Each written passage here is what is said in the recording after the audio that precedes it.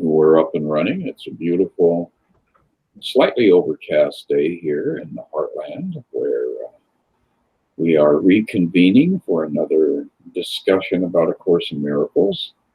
And Barrett's been back in country for a couple of days now, so he's able to feel his American roots once again. How is that German beer, Barrett? Have you sampled any of that? Well, I'm not a beer guy, so I have actively avoided sampling the beer over there. Oh, When I was younger, I kind of started drinking some beer, when I was in my early 20s because I kind of felt like I should. And I did for a while. And at some point I had the thought, I don't like this. Why am I drinking this? Everyone said, oh, you have to acquire the taste of it. And I'm like, I guess I never acquired the taste. So well, if you meander up the Rhine, there's multitudes of vineyards. So that's more my go style. the other direction and have a nice bottle of Riesling, something like that. So you're saying I could have some wine on the Rhine? That would be good. Just don't whine after you've had your wine on the Rhine, and life will be perfect.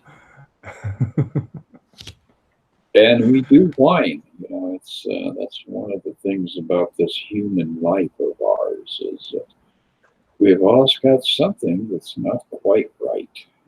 Yeah. It is a cause of angst and breastfeeding, and that actually in itself sounds a little sexist, beating one's breast, but I don't know. It seems like a road I probably shouldn't start tottering down.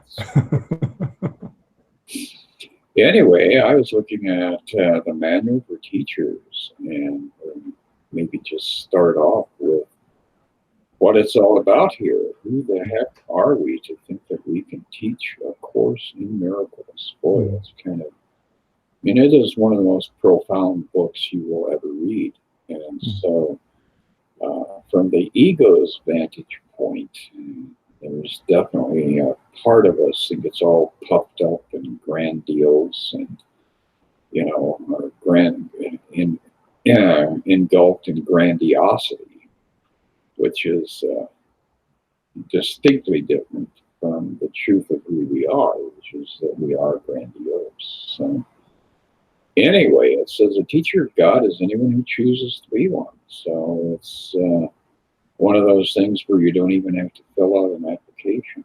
You just go to the book, pick up the book, find a street corner and a soapbox, and you can start your own revolution. It says his qualifications consist solely in this. Somehow, somewhere, he has made a deliberate choice in which he did not see his interests as apart from someone else's. Now, that's a kind of a cool idea, is to, zero in on that thought that we are, in fact, all one life, all one existence. And so we're always looking out for the best interests of the personal self.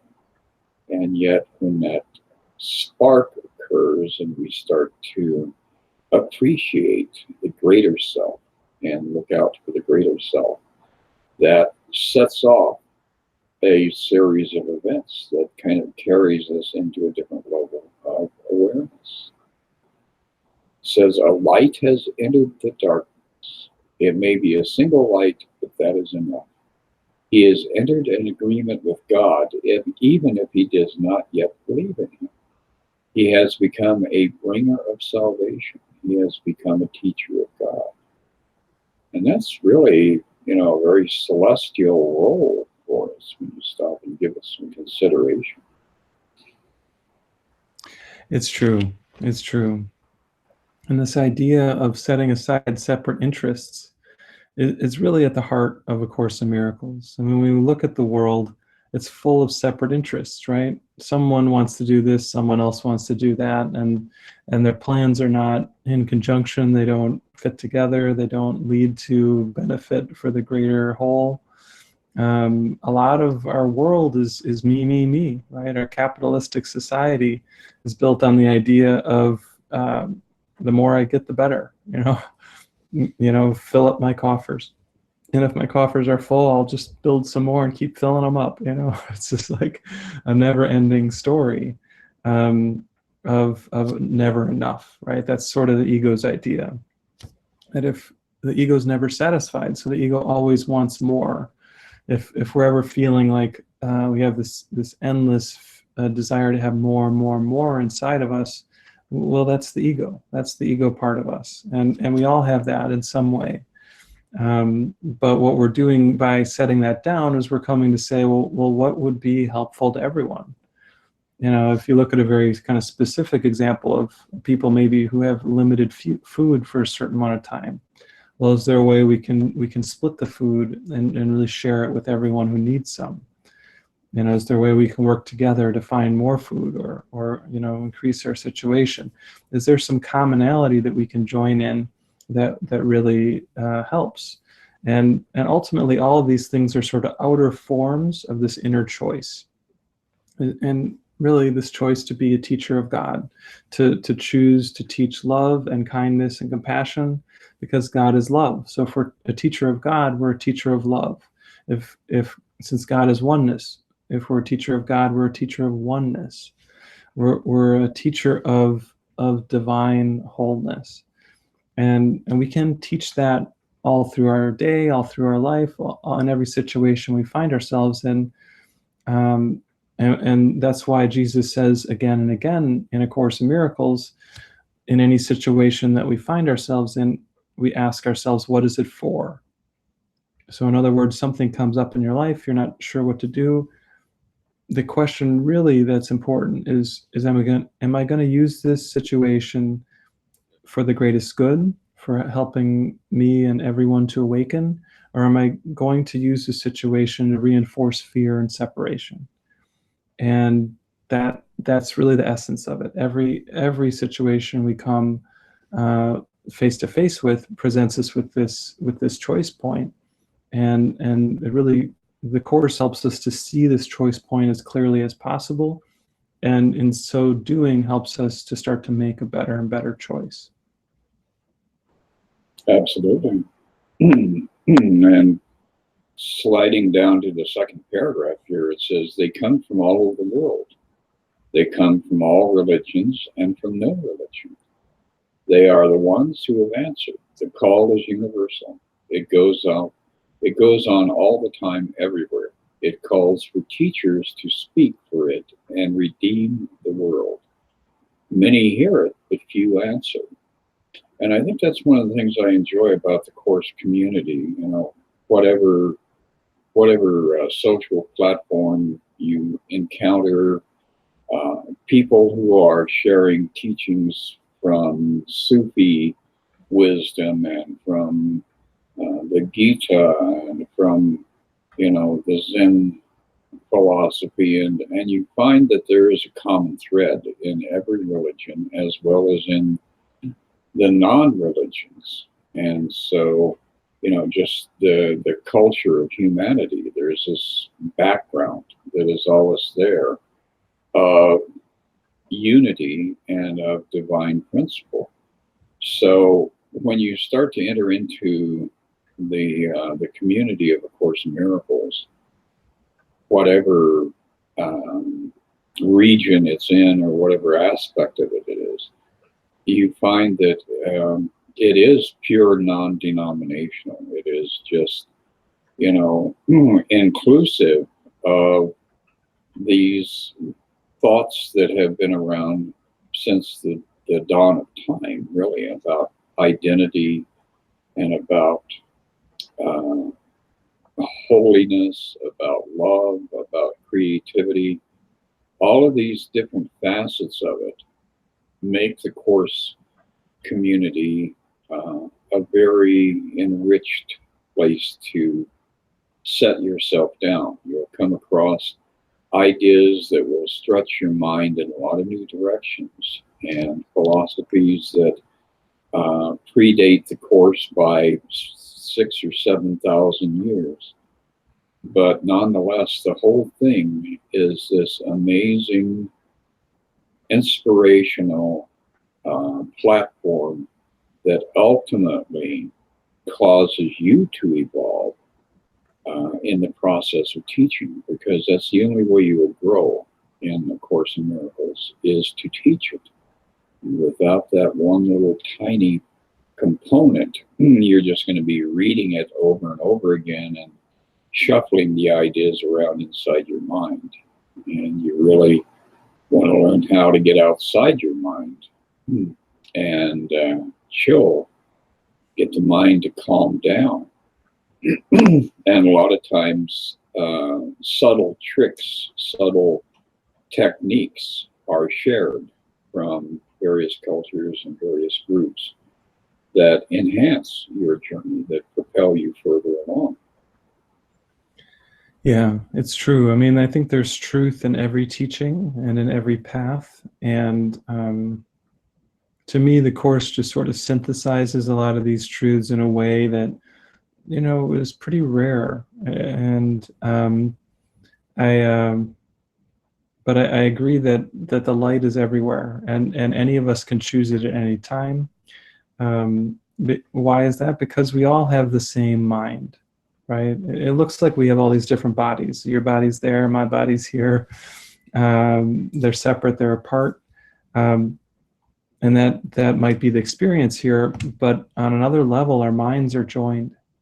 So our ego minds are joined. You know, we really just have one ego self, and our right-minded self is joined too. There's really just one Holy Spirit. And we're always choosing between one or the other of these two. And everyone has that opportunity. Anytime anyone does any act of kindness, that's a choice for Holy Spirit. And anytime someone has acted out of jealousy or hatred, that's a choice for the ego. So in a lot of ways, this Course is extremely simple, right? It's about just really choosing love. But the way that it encourages us to do that is by acknowledging the darkness, acknowledging the ego, looking at it clearly, not shying away from it, letting it come up and be seen so that it can be judged as untrue. So this is, again, a very kind of particular way of being that allows us to make this choice that is very simple. And again, it's a universal thing. So I think people have access to different pieces of this truth in a lot of different ways throughout the years. And as you said, we can really draw upon these other sources to help us to find that inner place where we can make this decision more and more. But it is an ongoing practice. And I think it just kind of fits. I'm just going to move right ahead to that next paragraph, where Jesus says, there is a course for every teacher of God. The form of the course varies greatly, right? So what happens in our life, right, that can be very different. He says, so do the particular teaching aids involved, right? The Course is one teaching aid. There can be other teaching aids as well. But the content of the Course never changes. Its central theme is always, God's Son is guiltless, and in his innocence is his salvation. It can be taught by actions or thoughts, in words or soundlessly, in any language or in no language, in any place or time or manner. It does not matter who the teacher was before he heard the call. He has become a savior by his answering. And that's exactly what we do again and again, right? We look at someone with compassion when before we would have judged them. We open our hearts to someone to whom it had been long closed. These are the shifts that really make a big difference, and they lead us to a deeper experience of our true self. And what is that? That's an experience of happiness, right? Our true self is endless happiness. Our true self is eternal joy. And like, who wouldn't want that, right? It sounds pretty good. But that's where we're going with all this. Yeah, and it is a joyous journey once you start to get on board with it. Picking up where you left off there, it says, he has seen someone else as himself. Well, I love that statement because we're always trying to impress ourselves and each other with our uniqueness, with our separation, with our attempt to be less than perfect in a unique way. And yet the truth is overwhelmingly there, and you're going to have to admit it at some point. You are the perfect child of God. Mm. So all of this resistance to your own perfection is not only self-defeating and futile, but it's going to get you absolutely nothing except the ephemeral. So, you can be the richest person in the world and have all these toys and gadgets, but if you don't have a true, clear sense of your own identity, you're impoverished, and it gets worse and worse with each passing year. Mm. It says, "He has therefore found his own salvation and the salvation of the world. In his rebirth is the world reborn." And I like, again, that idea of how it's contingent on you.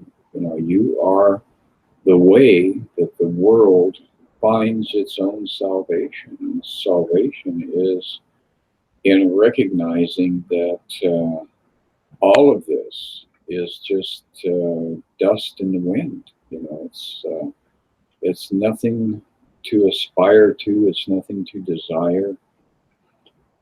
The truth and the foundation of life is the recognition that God is the expression of life. You are intimately joined with God because your life is God's life. And any failure to see that ends up putting you in a very scary situation because it means you are separate, you are vulnerable, you are able to be attacked, you can be, beaten down and subjugated and everything else. And that's what this world proclaims on every corner. We see laws, especially right now in this timeline, around abortion that are being overturned. And it seems, like all of a sudden we have all these women who are victims of these men who are passing legislation to suppress them. And yet, if you go deep enough within your own consciousness, you know that the role you have chosen in this lifetime was just that. It was a role that you chose. And that's where the stepping off point is. You have to continue to recognize that you are not a victim of these laws and of these other individuals. It may appear on the surface that way, but you signed up for the ride. And now that you're on the journey, it's time to rally and work on seeing the truth within your own mind. Don't go out and protest and get into lines. Just continue to know that you are invulnerable because you are as God created you. Yeah. And I would even add to that, if you do go out and protest, you can protest from a sense of love and peace. It is possible to speak out for something that is important to you, but not from a place of victimization, from a place of power. And so I just think that holds no matter what. No matter what we do in the world, we can come from a place of love and joining rather than anger and attack and hatred. And it really, and the reason for that is because whatever we give out, we're going to receive, right? It's just basically how the mind works. And another way to think about it is, since there's only one of us here, it has nowhere else to go, right? If you're getting angry at some other body, at some other person in the world, well, when you really get that this is not real, world is an illusion. What's really happening is this is like a boomerang. It's coming right back to you. So, when you start to see that more and more clearly, you really start to say, I don't think I want that. I don't think I want that anger. I don't think I want that hatred. I don't think I want that judgment that I'm putting out on this other person or group of people. And then again, we can still take action. We can do whatever feels appropriate, but it's coming from a different place. It's coming from a place of genuine peace and coming from a place of authentic being.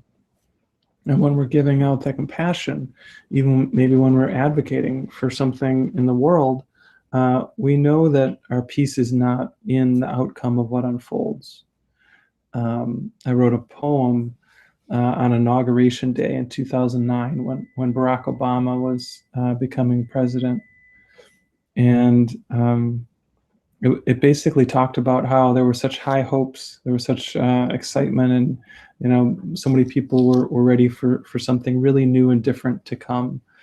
And I had a line in the poem that said, "And soon will all the banners furled reveal to us the self-same world, not truly changed from what it was." And that's what's unfolding, right? The answer is never something in this world. The answer is always within our mind. The answer is always to release the fear and the guilt and the judgment within, and to come into a deeper state of our own peace and joy and grace. And that's really what it means to come into being a teacher of God. That's why we're doing this work. It absolutely is. And one of the things that Jesus in the New Testament, there's an episode where somebody had called Jesus good, and Jesus turned around and said, "No, don't do this. Don't call any man good, for only God in heaven is good." And really, it's kind of a startling section of the New Testament, because the vehemence of the reaction that Jesus has, he doesn't just say it in passing. I mean, he stops the parade and speaks out very loudly. And he's saying that even my ego is flawed. It is, it is separate and apart from the truth of the Christ within me. So if we had the expectation that this person or that person is going to be the salvation of the world, then we are really, really, really off course. And we do have to be very sensitive to always looking at the truth, which is the only way this world will be redeemed and restored is through the effect of love. And again, I go to that's place in the New Testament where Jesus reiterates over and over again, God is love. So when you're giving love to the world, you are pouring God on the world. And as we're able to set our sights on goals that are somewhat lofty of that nature, then we do actually become a teacher of God. We fall into that category of having transcended this world and being able to affect this world not by deeds, but by clearing the mind and restoring the truth. And that's the generator of this world. This world is a creation of the mind. So if you want to change the world, get out of the world and get back into the mind, and then you can see some actual results. Nice. Yeah. That's exactly what it is, right? Why keep spinning your wheels in this world that kind of winds wearily on when we can actually make the real progress on our path? And just to read the very end of this section, he says about all this kind of weariness in the world. He says, "But time, with its illusions of change and death, wears out the world and all things in it. Yet time has an ending, and it is this that the teachers of God are appointed to bring about. For time is in their hands. Such was their choice, and it is given them." So it's all about what we do with the time that is given us.